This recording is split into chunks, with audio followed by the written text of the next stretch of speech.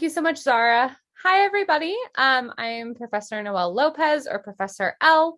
I am in psychology at DVC. I teach at both the San Ramon and Pleasant Hill campus, and I'm also a previous student as well. So I attended DVC and studied psychology, and now I teach psychology. For our workshop tonight, I've nicknamed this the effective series. So it's how to take notes, study, and test effectively. If everybody wants to drop in the chat what major you all are, so I can see kind of what disciplines you all are studying, that would be awesome.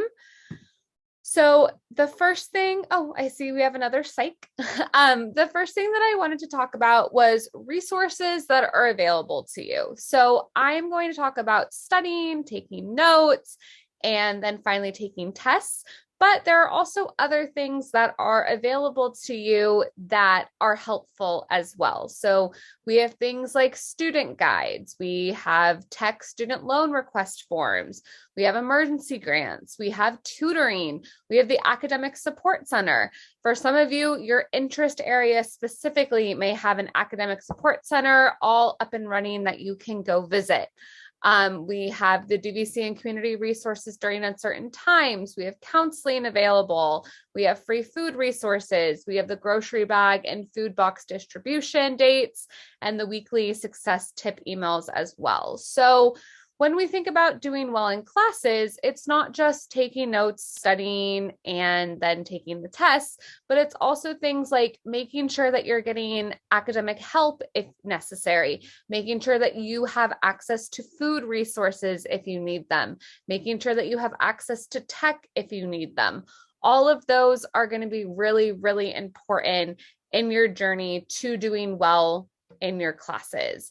Thank you so much for those of you who answered. So I see we have some individuals in psych, nursing, bio, English, business admin, dental hygiene. So that's all great. We're all coming from different disciplines. So today I am going to talk to you first about note-taking strategies. Just a note for everybody, I have a couple of SpongeBob memes in this PowerPoint. So SpongeBob's whole take notes. So that is going to be the first step. So in order to study effectively, in order to test effectively, one must first note take effectively.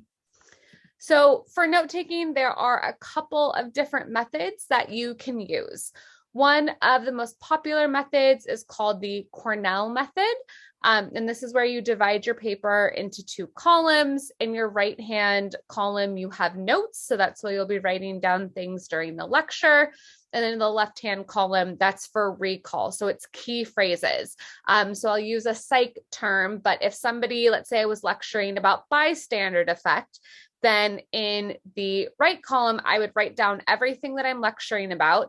And then in the left-hand column, I would put bystander effect. That way that you can go see, like, okay, that's the key term that we were talking about. Here's that part of the lecture. So it's just really convenient. So you're recording in the right-hand column, and then you're reducing to key words and phrases in the left-hand column. So what's great about the Comell method is that you can recite the information using the keywords that you have reduced it to. You can reflect and relate material to your own experiences and add your own thoughts. We remember information better. It's retained better when we are able to relate material to our own experiences, and then finally review. So you can use the left column throughout the term. So if you're taking notes in, let's say, a big notebook, you can just continue to use that left column to reduce into key terms. Now, the Comell method, even though it's very popular, is not the only method of note-taking. There are many different methods of note-taking. So one, you can create your own abbreviations and create a legend for yourself at the top when you create new abbreviations. So BC for because, W for with, WO for without. EX for example, DIF for difference. So these might be some common things that we may use abbreviations for. If you're in maybe a science class, you may abbreviate a really long word to shorthand, at which point you would then create that word and then put it in a legend for yourself. That way, after class, when you're going back and looking at your notes, you aren't asking yourself, oh, what does that phrase mean? Instead, you can just look at the legend and you know what that phrase means. You can also use an outline format, so topic on one line and supporting details below. You can write your information and then highlight key points after. And notes can be taken by hand or on the computer as well. So there are specific note-taking apps like OneNote or Evernote that can be very helpful with note-taking. You have OneNote for free through your student Outlook account. So for those of you who may not know, you do get Office for free through your student Outlook account. So you can get Microsoft PowerPoint, Word, Excel, OneNote, all of those are available to you through your student account. And I'll put my email in the chat at the end. So if you have any questions about either the resources that I talked about or about getting Microsoft Office, then you can go ahead and email me. I'd be more than happy to answer those questions. So when it comes to note-taking, it's really about what is the best strategy for you. Some people may love the Cornell note-taking method, and that might be the one that works best for you. Some might do better with an outline format, and some might do better where they write all the information and then highlight key points after. So it's really about what works best for you. And you can trial and error note-taking methods. So you can use one note-taking method for one class, and then ask yourself, did this really work the best for me, or should I try a different method? Also, notes by hand or by the computer, you can also ask yourself after trying it out, which one worked better for you. The kind of benefit of the computer over handwriting is that the computer, since you're typing it out, you'll be able to read it clearly. Now give me a thumbs up if you have ever written class notes and gone back after class to go look at them and you can't read your own handwriting. Go ahead and give me a thumbs up if you've ever been in that situation. So I have definitely been in that situation where I have written hand notes and then I unfortunately cannot read them. So if you're in the same situation as me, then maybe the computer might be a little bit better so that you're able to read your notes then after class. Just some reminders. So what I just talked about, write legibly. If you can't read your notes, then that's not going to be very helpful for studying. Dating your notes is also really important. So if you are using like loose leaf paper, then I would suggest dating your notes. So that way, if you drop one piece of paper, you'll know exactly where it fits in the notes. You can keep your notes together for one class in either a notebook or one document on the computer. I know in the chat, someone mentioned most of the professors do not allow computers in class. So for individuals who are unable to bring computers to class, then the handwriting notes would be a much better option. So writing legibly, dating your notes, potentially keeping them all together in one notebook, reviewing each day and at the end of the week. So it's really important for knowledge retention that you review your notes often. So after class, at the end of the week, potentially before class, the more times you're exposed to the information, the better you're able to retain information. So my question to everybody is, within 20 minutes after a lecture, what percentage of knowledge do you think we lose? So 20 minutes after our lecture is done, what percentage of knowledge do you think we lose? So go ahead and write in the chat what you think.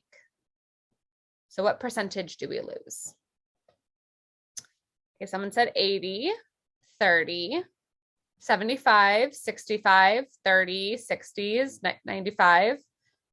Okay, so we kind of have a large range of numbers. So we forget about 95% of what we're exposed to, and 53% of that happens within 20 minutes of our first exposure. So 20 minutes after our lecture ends, we end up forgetting 53% or over half of the material that we just learned. So what is the solution then?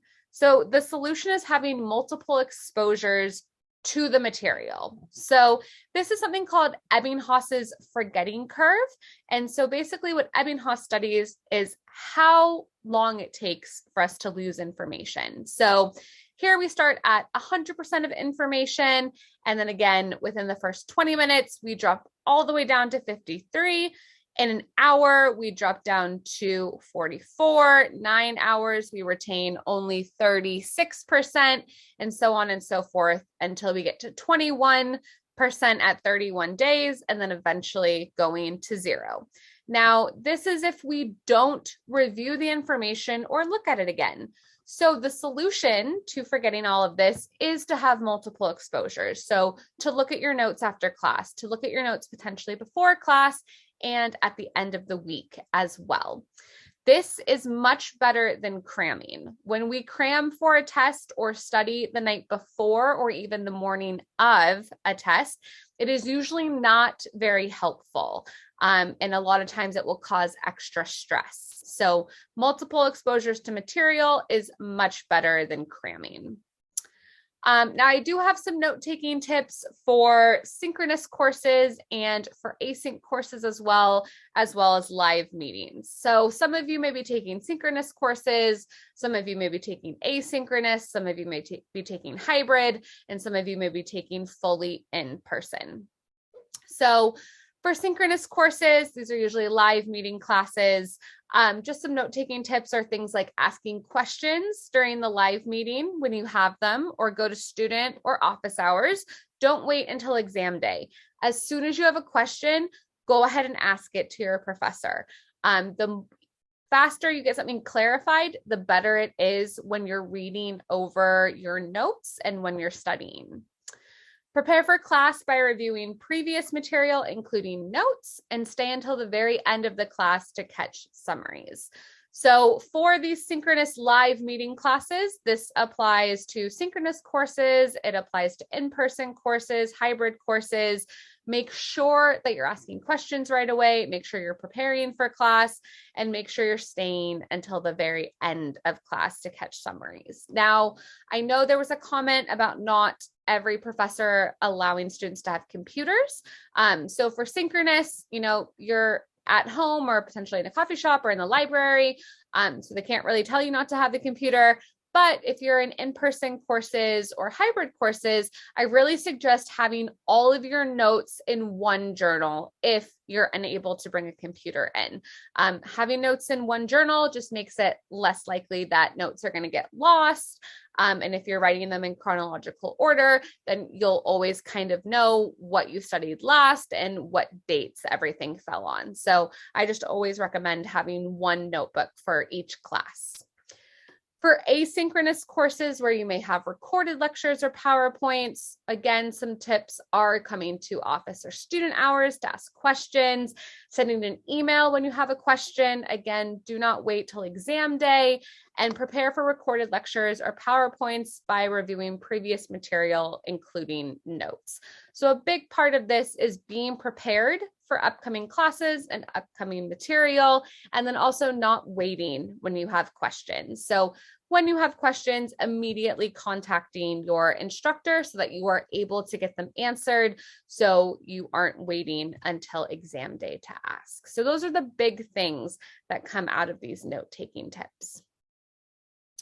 Some additional note-taking tips. So whether your class is asynchronous, synchronous, in-person, hybrid, exchange and compare with someone in your class. So this can be done in person, via Google Hangouts, texting, FaceTime, Google Documents, Zoom. Exchange notes with a friend. So you can go over maybe something that they have missed that you have, or something that you've missed that they have. So going over your notes is really, really helpful with someone from class. For synchronous live meetings or any in-person meetings, leave empty space in your notes to fill in gaps later. So if you missed something, usually I'll just make a big rectangle with a question mark, and then I'll go back and ask later and get it filled in. So instead of trying to catch up and you might lose something that the instructor is saying in the lecture, just write a big box and come back to it. You can also ask the professor if they can record the session and post later. So you can do that in Zoom meetings. If you're in person, if you need services where you need help recording, it also might be possible if you talk to disability services, and they may be able to help you with that as well. For asynchronous or recorded lectures or PowerPoints, watching the video more than once is very helpful.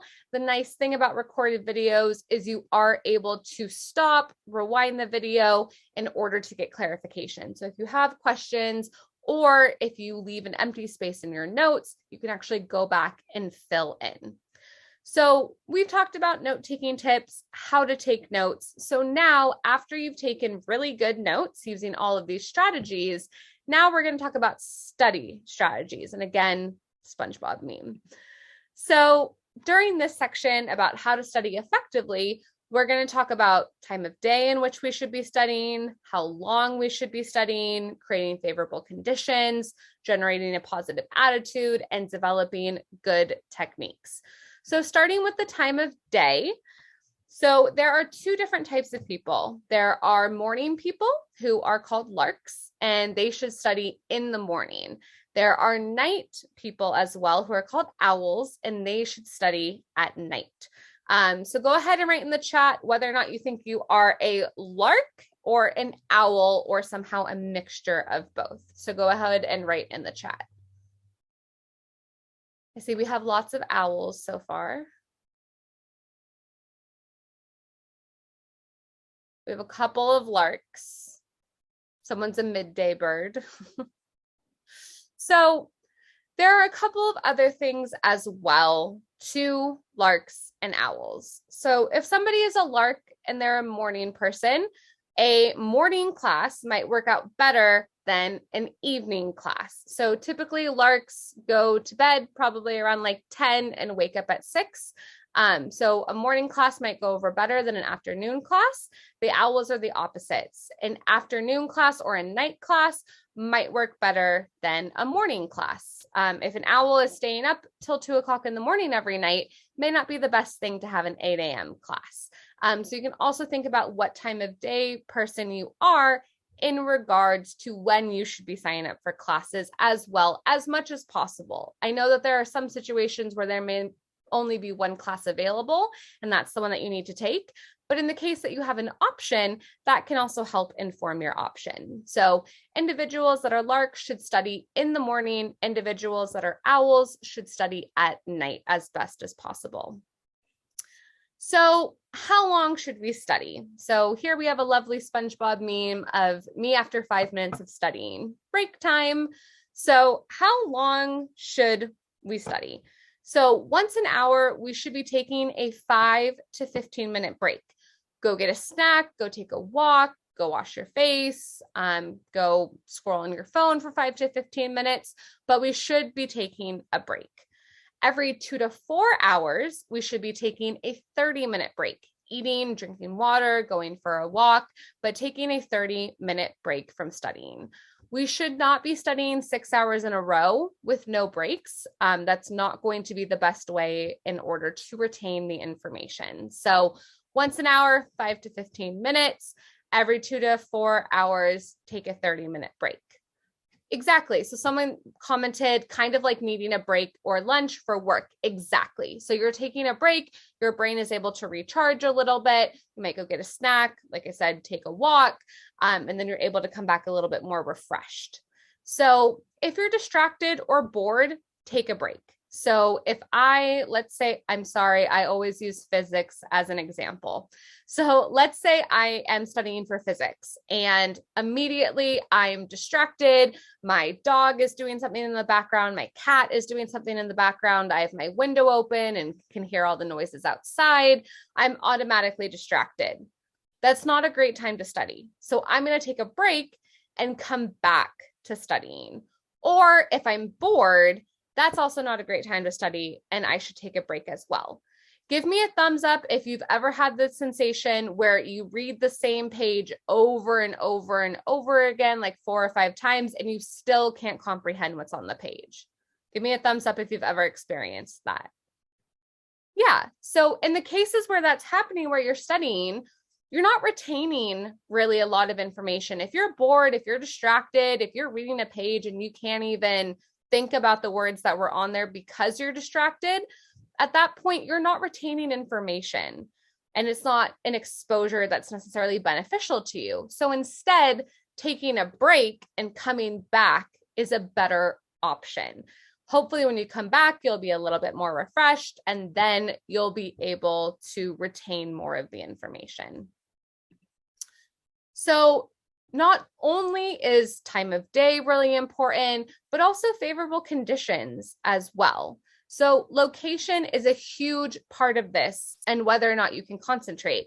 In my example, I just mentioned I have animals that are doing stuff in the background. I have my window open so I can hear all the noises outside. Is that necessarily going to be a calm, relaxing environment? No, there are too many distractions. So when you're studying as best as you can, think about whether or not you can concentrate in where you're studying. Are there distractions? Is there music? Is there television? Is there street noise? Is that hindering you from studying? So thinking about that is really important. Music can be helpful. So if we listen to like classical music while studying, that can be helpful if you can't study in silence. But, something that's really catchy that you want to sing along with instead of doing, reading a chapter or going over your notes probably isn't the best thing to study to. So if you go on YouTube or on Spotify and type in like study music, it'll bring up some playlists that you can listen to. Creating a schedule is also really important. So study at specific times each week and then arrange your hard subjects when fresh. So, it's really great to say, look over your notes after class, but some of you may have back-to-back classes or you may have to go to work, and looking at your notes may not be something that you're able to do right away. So instead, creating a schedule for yourself. I'm going to look at my bio notes on Tuesdays at 4 p.m. when I get off work. I'm going to look at bio notes on Saturdays at 10 a.m. when I get up and start to do things. So having a study schedule where you have specific times each week is really helpful. Also, arranging hard subjects when fresh is also going to be helpful. So if I have, again, I'm going to talk about physics. If I have physics at 9 a.m. and it gets over at, 10:25, I'm going to say, okay, I'm going to study physics now because this is my hardest subject. And then I'll be able, hopefully, to have more exposure to it and I'll be able to better retain information. So both of those things are helpful. Scheduling and also arranging hard subjects first. If any of you out there are taking a hard subject, go ahead and write it in the chat about what you think a hard subject may be. So like I said, for me, it's physics or like calculus were always my hard subjects in college. And so I would always study those first when I was studying. The next thing we're going to talk about is having a positive attitude. So a positive attitude is really important when we're talking about classes. We want to have a positive attitude. We want to say, yes, I can do this. When we're negative or have negative thoughts, then that's not going to be very helpful. So positive attitude, the first thing is clarifying goals. So how does this fit? How does this test fit? Do I need this test to pass the class? Do I need this test to get an A? What do I need to get on this test? Do I need an A on this test? Do I need a B? Do I need a C? Does it matter how well I do on this test? So those things are really good to put the test in perspective. Maybe you already have a good grade in the class, and so you only need to get a B on this test. Maybe you're trying to get a better grade, and so you need to get an A on this test. How does it fit is really important. Again, mentioning finding a way to make the subject meaningful is also going to be really important, because when we're able to connect information from our classes to our life and to make it meaningful, we're able to better retain the information. Asking questions, being an active learner is also a super great way. So when you have questions in class, making sure to ask your instructor. If you have asynchronous classes, making sure to email them or go to student or office hours right away when you have questions. And then finally, rewarding yourself after each study period. And rewards can be different. for each person. It could be a break. It could be food, it could be a walk, music, playing on your phone for 15 minutes, scrolling through Instagram, whatever a reward looks like to you. Now you all wrote what type of hard classes you have. So some of you mentioned heavy reading classes, anatomy, any science. So I totally agree. Science classes can be really difficult. So go ahead and think for a second and write in the chat a reward you could give yourself after every study break. So I'm really food oriented, so I like to have a snack after I study, but think about a reward that you can give yourself. And again, like I mentioned, after an hour, it's about a 5 to 15 minute, or sorry, after every hour, it's a 5 to 15 minute break. And after a few hours, it's a 30-minute break. So think about what reward you could give yourself during that time, and then go ahead and write in the chat what type of reward you would give yourself. So is it a walk? Is it scrolling on Instagram? So finally, we're going to talk about good techniques. So there are a couple of techniques that you can use in order to help study better.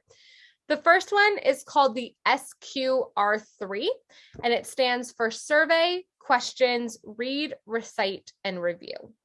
So you survey or skim the section, the chapter, or the book that your test is on. You look for keywords, figures, and summaries. You ask questions for each major topic. So ask yourself questions. You read and answer questions. You recite the main points.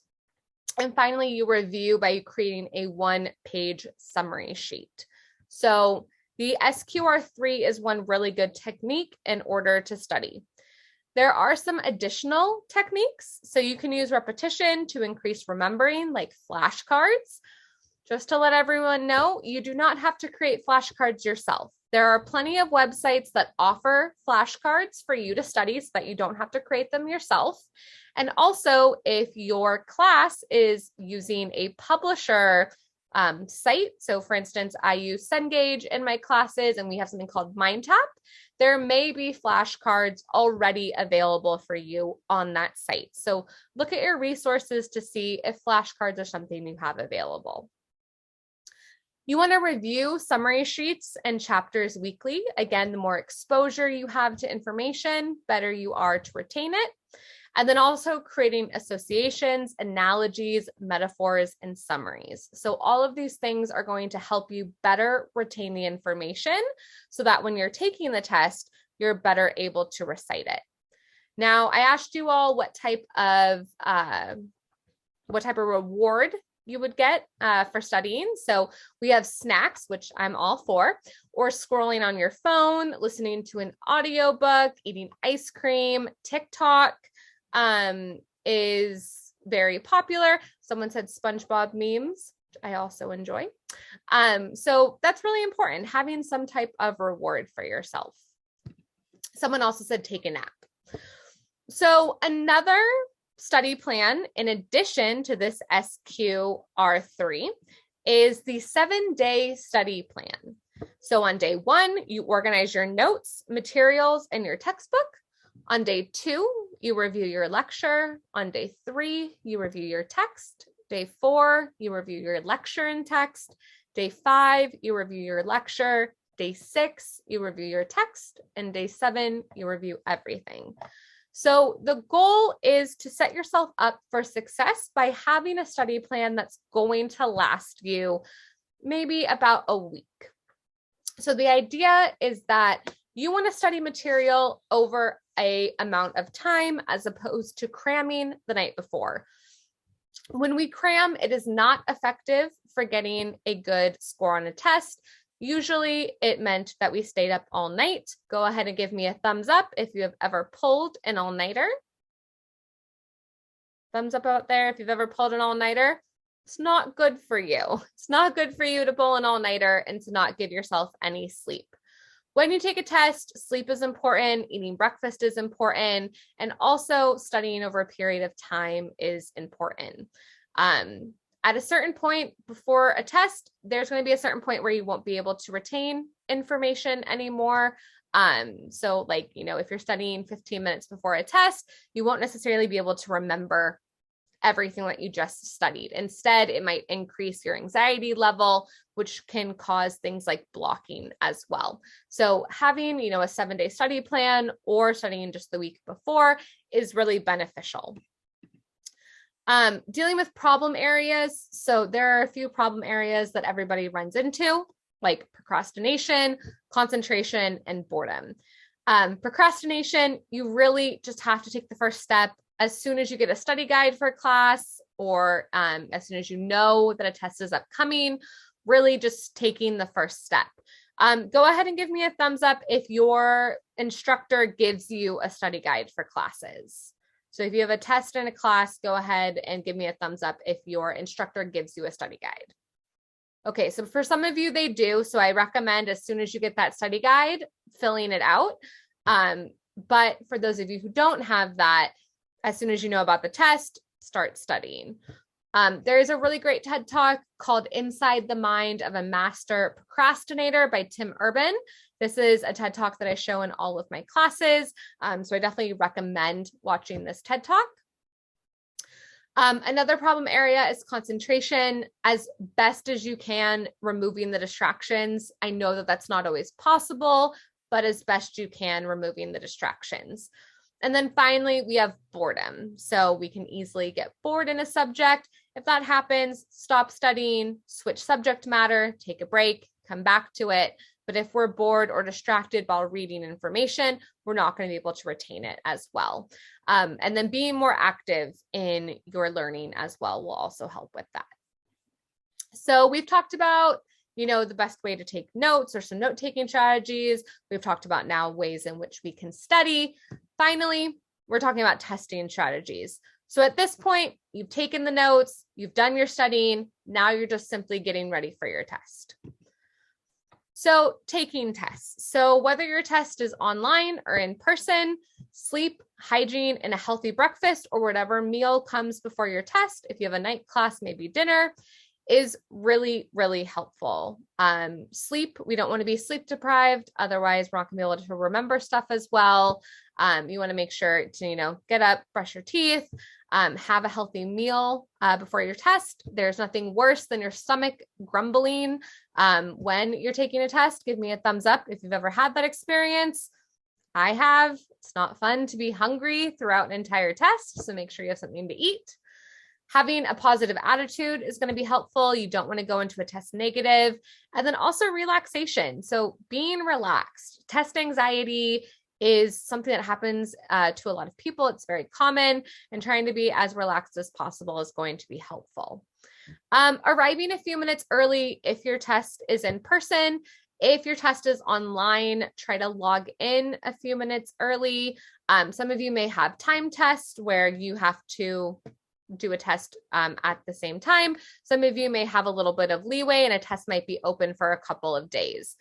In the case that your test is open for a couple of days, do not wait till the last minute to turn it in.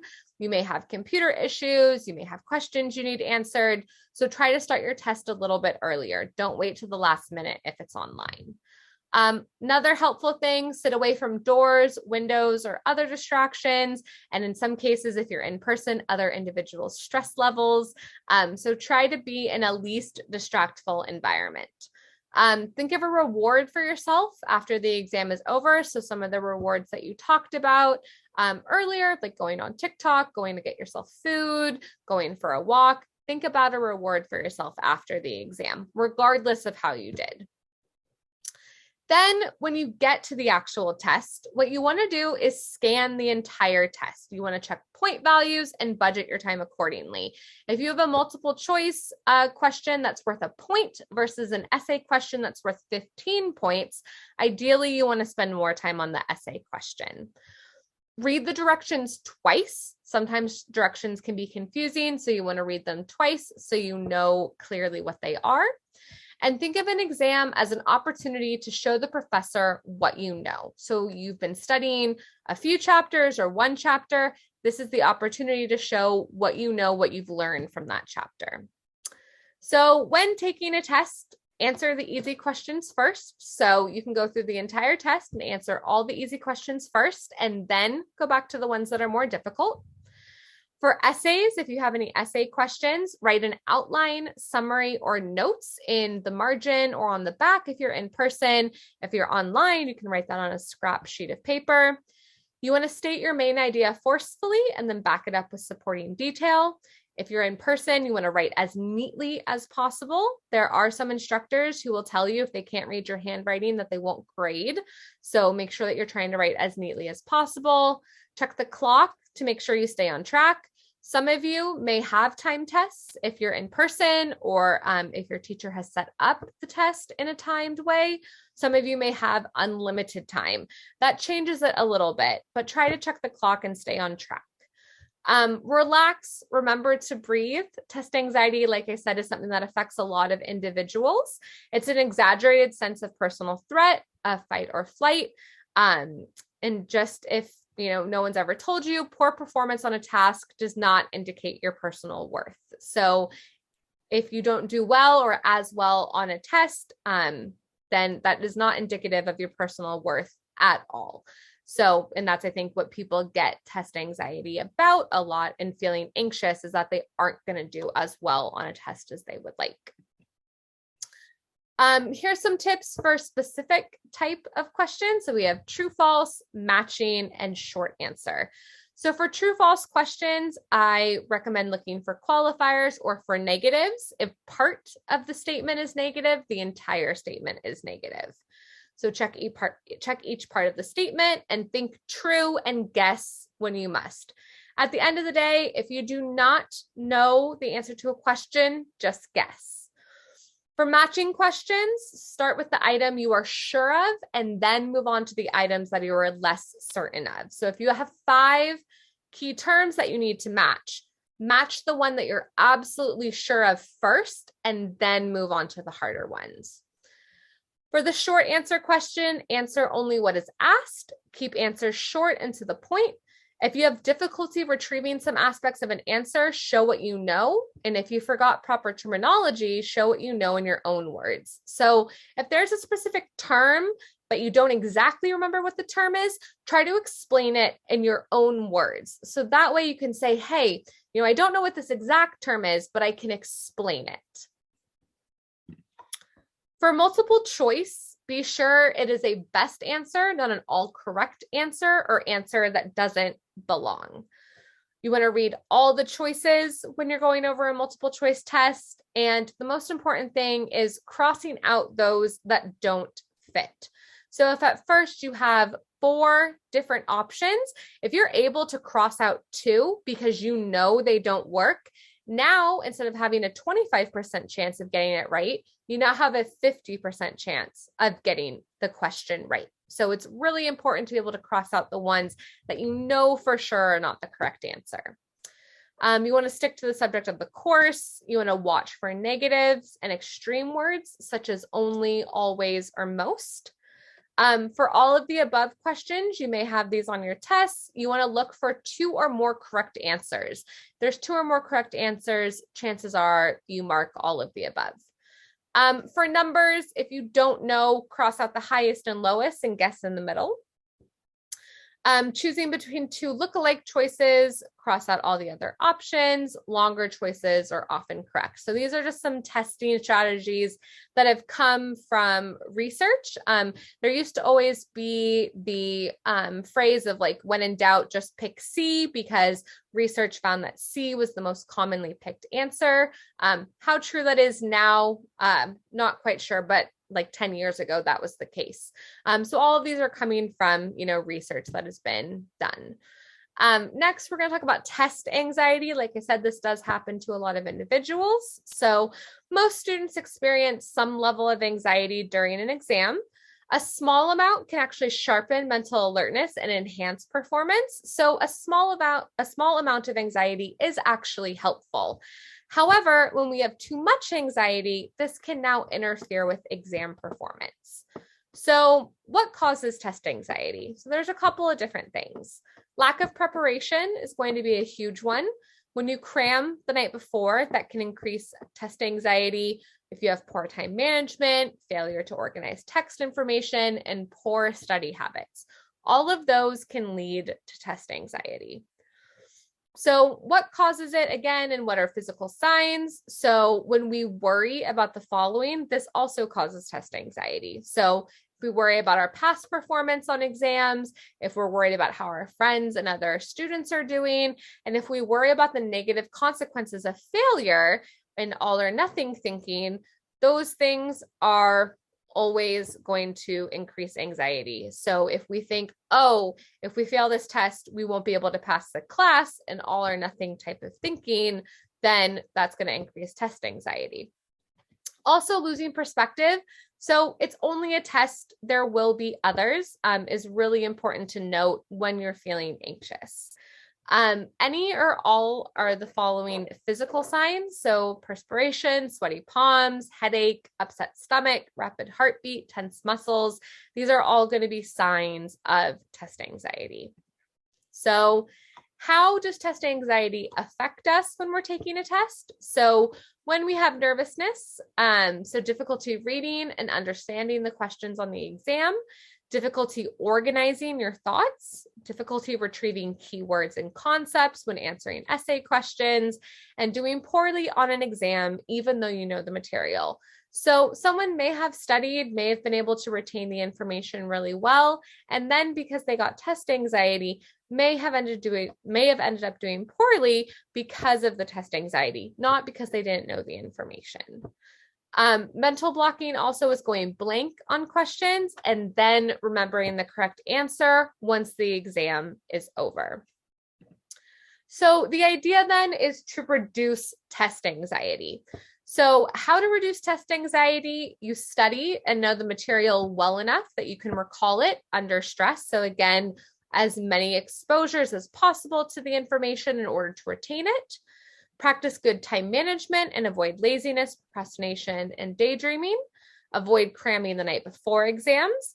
Build confidence during the semester, again, having a positive attitude. And learn to concentrate on the material by generating key questions from your textbook and your notes, focusing on keywords, concepts, and examples, making charts and outlines to organize information in your notes and textbooks. So all of these are going to be ways that you can reduce your test anxiety. You can also practice different relaxation techniques.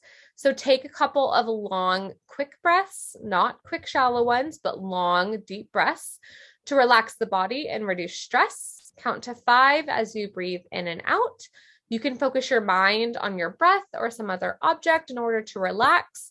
Tense and then relax the muscles throughout your body. So if you tense up your shoulders and then relax, that can also help with relaxation.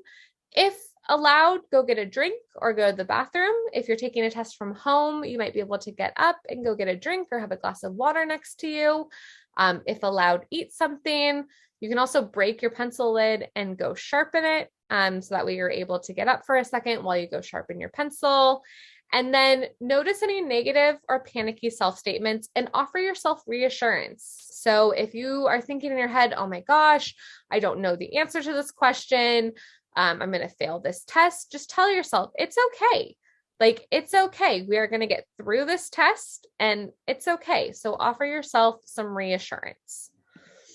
Finally, things to do after the test. So you've taken notes, you've studied, you've taken the actual test. Now it is after the test. So like I mentioned, during the exam or before the exam, think of a post-exam reward you have promised yourself.